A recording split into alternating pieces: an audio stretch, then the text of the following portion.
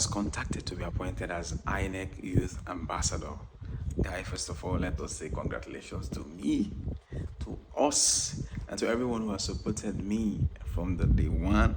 Because how did this boy get to a point where he's been recommended to be appointed for a national appointment? This is from federal. This is nothing about politics or whatever. This is from federal gong gong.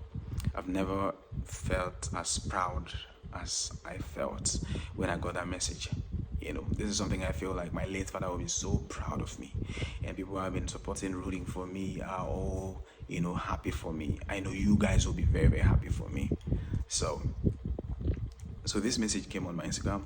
Say, hello, I love what you're doing. I love your content. However, that's not why I'm here. I came here because I recommended you to be appointed as INEC Youth Ambassador. It told me what it entails. That's Two-Face, MI, some, well-meaning Nigerians are already the ambassador. So it's going to be alongside them as an ambassador. It was quite a proud moment for me. I won't even lie, right? I won't lie. And he told me if I'm interested, they are going to arrange a meeting with the INEC officials in Abuja if I'm interested. So, like I said, I've never been that proud. I drop videos back to back, and how I'm programmed is usually what next. For me, if you know me too well, is if I've dropped this video, I'm working on what next, right? I don't have that arrival mentality. I feel like I still have lots of work to do. So, but this moment brought me joy, brought me tears of joy, it brought me like take quick flashes of how did I get here? Just yesterday, we had a sleep for office. One corner for Lagos, they collect 50K, they pray for 100K salary raise. No, it was 70K salary raise I was fighting for. But look at me today, I'm being recognized. This is supposed to be like a national honor. Like, I don't know how to feel about it, but I've never been that proud of myself. So while I was marrying in my head, congratulating myself, some big questions started creeping in my head. Like I always say, whenever I make videos like this, I used to, tell you guys how, what brought about this type of content I do.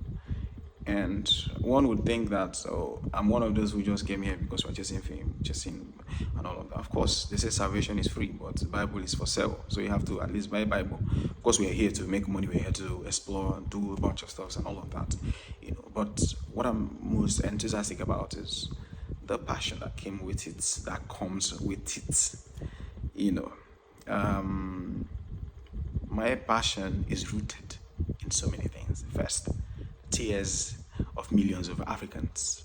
Second, the daily messages I get from even war front as far as Uganda, all part of Africa. People send me message on a daily. I'm from Zambia. This is what is happening in our government. I'm from Kenya, and all of that. And thirdly, my background, where I came from, where we had to switch from village square to another village square, and the dust and all of that, because we were clamoring for education. We had to go as far as other communities to look for water and all of that, and most of those are still in place. So the passion is not just something that I premeditated. I'm like, okay, yeah, I want to do this. No, it's rooted in a certain TS that can't be easily, wiped out. When people send me messages and say, how are you coping? Are you being pressured from any form of whatever? And what always comes to my head is the pressure that is even involved if I wasn't doing what I'm doing. It's not about the pressure I'm getting from poking a certain person through my content. The pressure is worse when I'm doing nothing. Those voices keep resounding and all of that.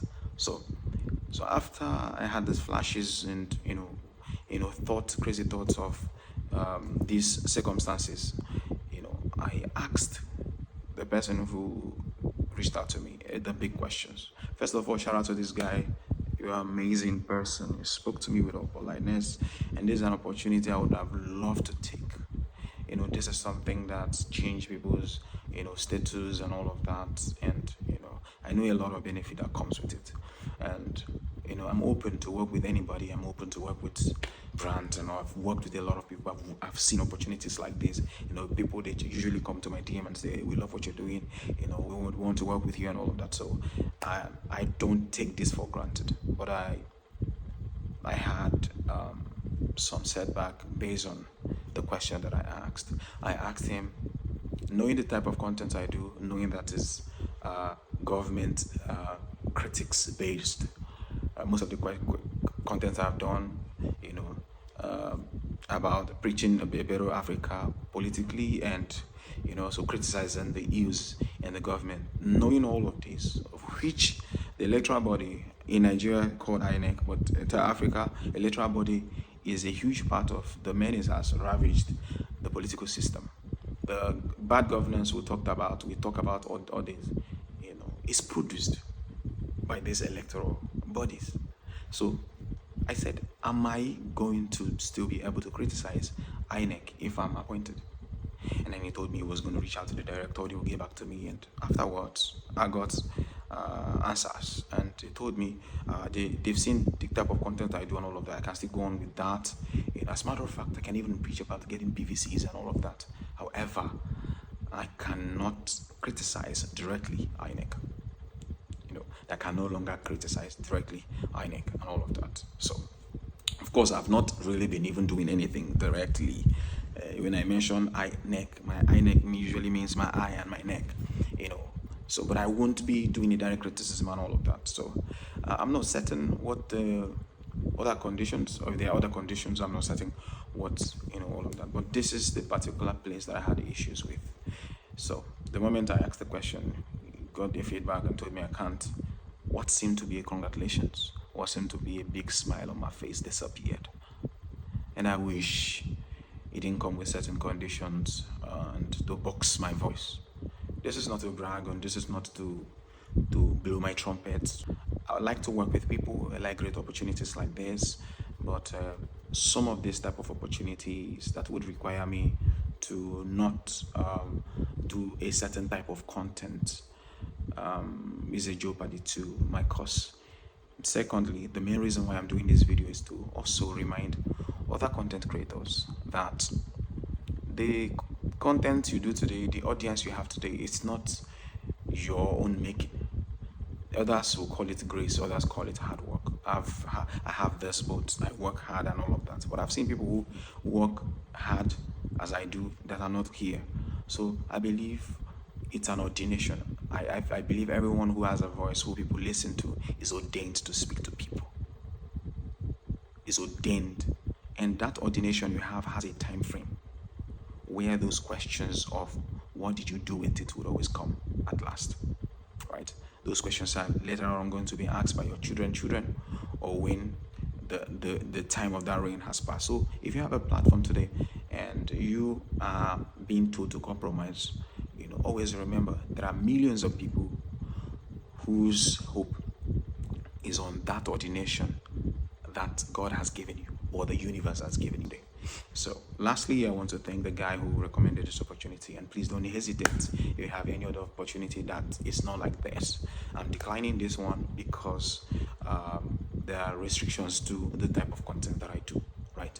That's why I'm declining this, right? However, if there's any other opportunity and all of that, I do not take this for granted. I do not take these recommendations or people who recommend me to brands and all of that, and who wants to reward my efforts. I do not take them for granted. Thank you for support, and thank you for the love.